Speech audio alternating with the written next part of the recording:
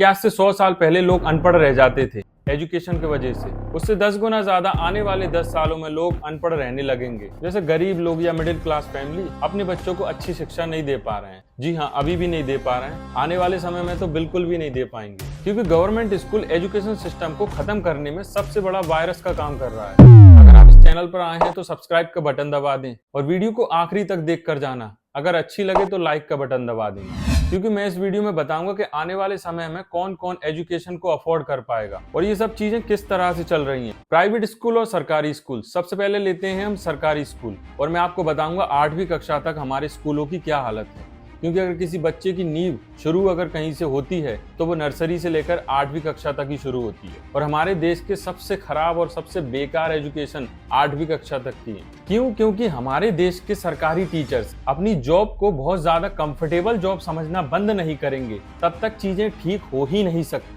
Teachers की salary, government teacher की salary, ये बोलना जरूरी है। किसी की 70,000 है, किसी की 80,000 है, और कुछ कुछ टीचर्स की तो 90,000 से लेकर 95,000 तक है, जो पुराने टीचर्स हैं, क्योंकि उनका दिमाग भी पुराना है। क्यों? क्योंकि अगर उनसे पूछ लिया जाए कि पृथ्वी से लेकर चांद तक की दूरी कितनी है तो उनके पैरों तले जमीन खिसक जाएगी। कि जो लोग शहरों में 50,000 रुपए कमाने के लिए 12-12 घंटे जॉब करते हैं और उन्हें लगता है कि मेहनत के बिना पैसा नहीं कमाया जा सकता, तो सॉरी, आप गलत हैं। क्योंकि मैंने देखा है जो टीचर, गवर्नमेंट टीचर जिसको 80,000 रुपए सैलरी मिलती है, वो अपनी ड्यूटी कैसे शुरू करता है। मैं 10 में से 8 लोगों की बात कर रहा हूँ। 20% लोग अभी भी हैं जो ईमानदारी से अपनी जॉब करते हैं। सुबह 10 से 11 बजे अपने स्कूल जाएंगे, और ज्यादातर टीचर गांव में जाते हैं, क्योंकि शहर के आसपास में जो गांव होते हैं ज्यादातर स्कूल वहीं होते हैं, तो टीचर्स वहीं पढ़ाने जाते हैं और वहां जाकर रजिस्टर पे अपने साइन वाइन किए। अब तो टेक्नोलॉजी हो गई तो ऑनलाइन फिंगर विंगर लगने लगे, ताकि सरकार को पता तो चले हम रोजाना स्कूल आते हैं। बस टीचर ऐसे बैठ जाते हैं और पूछते हैं बच्चों से कि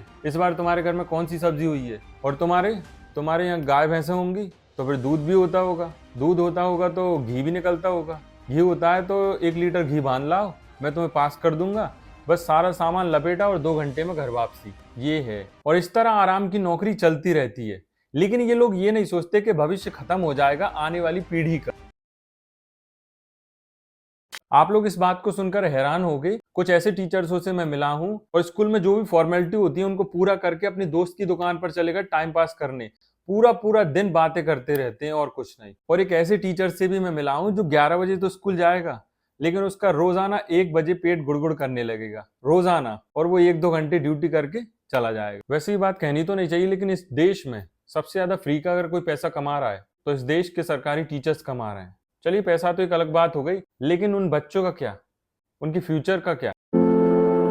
ये तो वही बात हो गई कि जिस तरह गवर्नमेंट लड़के से शादी करने के बारे में लड़की वाले बिल्कुल नहीं सोचते, उसी तरह गवर्नमेंट स्कूल में अगर बच्चों के एडमिशन की बात चले तो ना बोलने में भी घर वाले बिल्कुल नहीं सोचते। मेरा मतलब ये है कि अगर सरकार चाहे तो टीचर्स को लेकर बहुत कुछ बदलाव कर सकती है। जैसे किसी क्लास में 10% से ज्यादा बच्चे फेल हुए तो टीचर्स की नौकरी गई समझो, ताकि वो उनको पढ़ाने में मेहनत कर सके। और जिन जिन बच्चों को उन्होंने पढ़ाया है कि टीचर चाहकर भी बच्चों को चीटिंग कराकर पास ना करा सकें, नहीं तो 10 साल बाद भी भारतीय नागरिक बैंक में जाकर बोलेगा कि ये मेरा फॉर्म है, इसे भर दो, मुझे पैसे निकालना है, मैं पढ़ा लिखा नहीं हूं ना।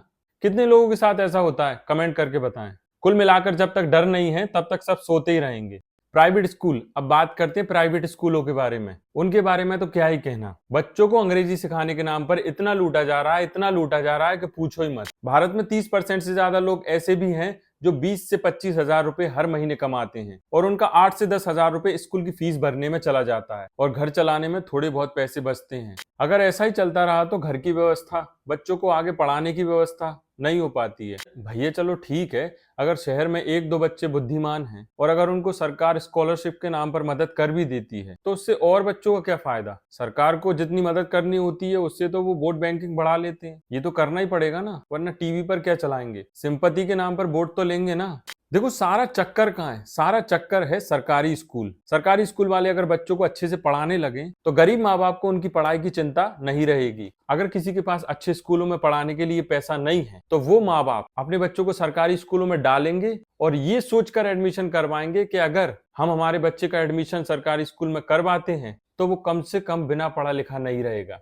और जैसे ही सरकारी स्कूलों में एडमिशन होना शुरू हुआ, अच्छी एजुकेशन मिलने के बाद, तो प्राइवेट स्कूलों की भीड़ तो वैसे ही कम हो जाएगी और उनकी कमाई भी। इस चीज में फुल एंड फाइनल एक ही बात निकलती है मेरा मतलब ये है कि सरकार को अपना एजुकेशन सिस्टम बदलना होगा, वरना उन बच्चों की कोई गलती नहीं है जो बड़े होकर जेब कतरे बन जाएं या किसी के घर में चोरी करने चले जाएं। जब भी किसी चोरी करने वाले और जेब कतरे से पूछोगे ना, तो वो यही बोलेगा, मैं या तो गवर्नमेंट स्कूल में पढ़ा हूं या फिर मैं पढ़ा ही नहीं हूं। भैया बहुत सोच समझकर और रिसर्च कर कर ये वीडियो बनाई है। अब अगर वीडियो अच्छी लगी हो तो लाइक कर देना।